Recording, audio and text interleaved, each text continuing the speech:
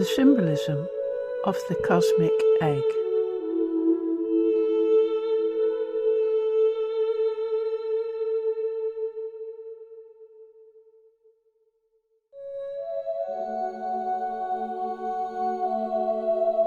The cosmic egg is, according to all ancient metaphysics, the fundamental building block of reality. Maharshi Kannada, the Indian sage and philosopher, called them atoms, not atoms, over 3,000 years ago.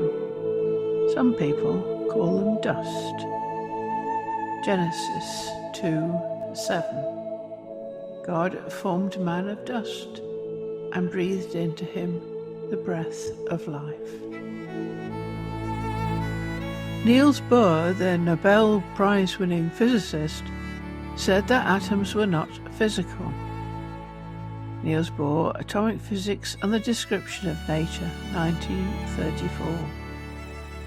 We must be clear that when it comes to atoms, language can only be used as in poetry. The poet, too, is not nearly so concerned with describing facts as with creating images and establishing mental connections.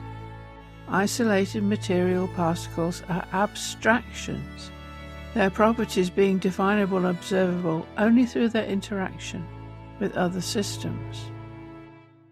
So more like the pins in a pinball machine.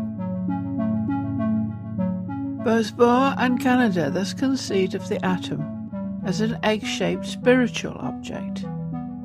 Physicists call all the spirit we cannot perceive, including that in the egg, dark matter.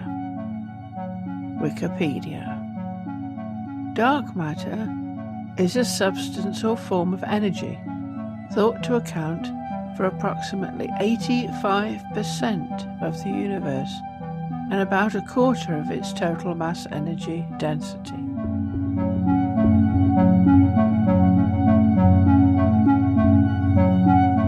If one takes a cross-section of the egg, it is composed of 5 main elements: earth, water, air, fire, and ether.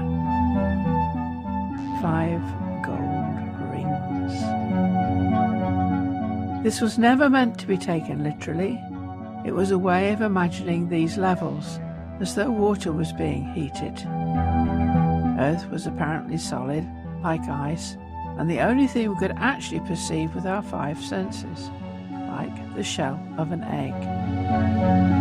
But when it was opened, although we could see nothing, there was water, air, fire, and at the centre, the unmoving mover, and the Holy of Holies, like an Easter egg.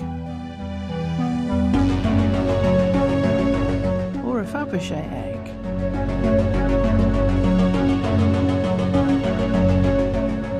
Or a crystal ball.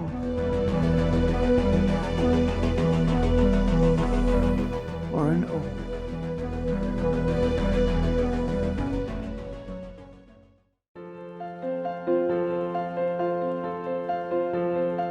We can imagine these layers like the lines on an Ordnance Survey map.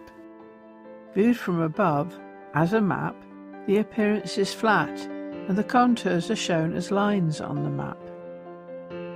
But it is possible to take a cross-section of the map and produce a contour map.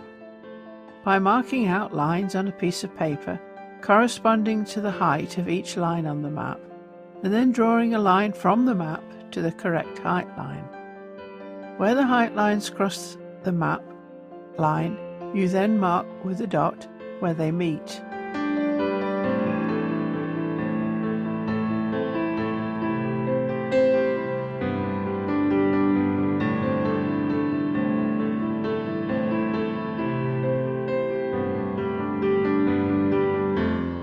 Join up the dots and you get a picture of what a cross-section of the countryside would look like sideways on.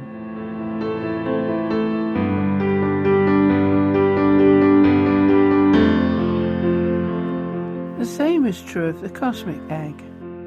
One cross-section shows a flat Earth, that based on vibration shows a triangular cone, like a temple porch, or a bell, or a shaman's or magician's hat, or a bishop's hat, or a constellation like Triangulum Australis, or a Christmas tree,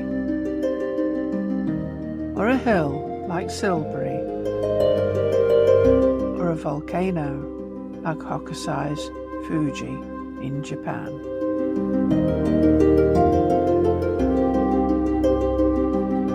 If we now go back to the egg and we draw stepped lines to represent the different vibrational levels, what we end up with is a pyramid, like the ones in Egypt, or like Chichen Itza in South America, or even like Borobudur in Java in Indonesia, or perhaps a ziggurat, like that at Choga Zanzibar.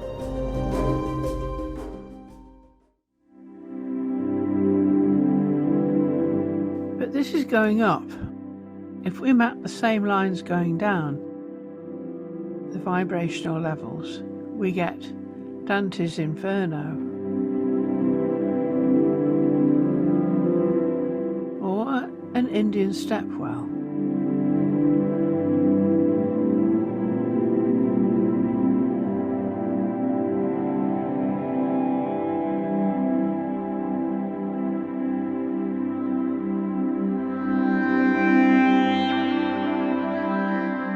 Overall, therefore, one has spheres within spheres within spheres, a bit like a Chinese puzzle ball, or an onion, or a Russian doll. And the lines of vibration corresponding to the Ordnance Survey increases in height look very like the musical scale, with its 7 or more lines, and its notes, or runes. Hence, the music of the spheres.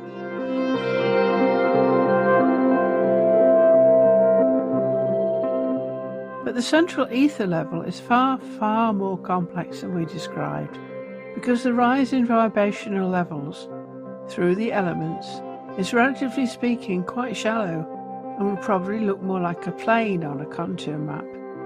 But when we get to the ether level, the contour map would suddenly rise up to great heights. A mountain, like a mountain, Mount Fanjing in Guizhou province, China. Or a windmill, driven by the breath of the gods.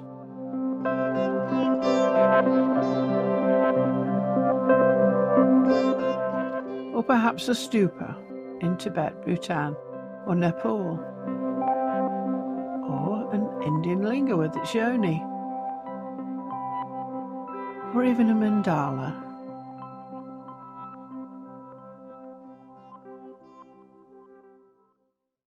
Indeed, the end result is something not too dissimilar to an octopus.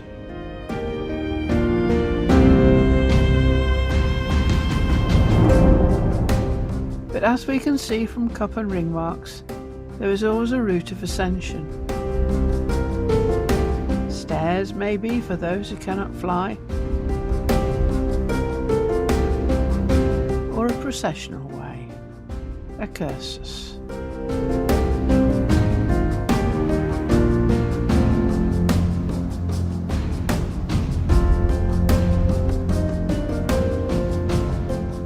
And where there is a will, there is always a way.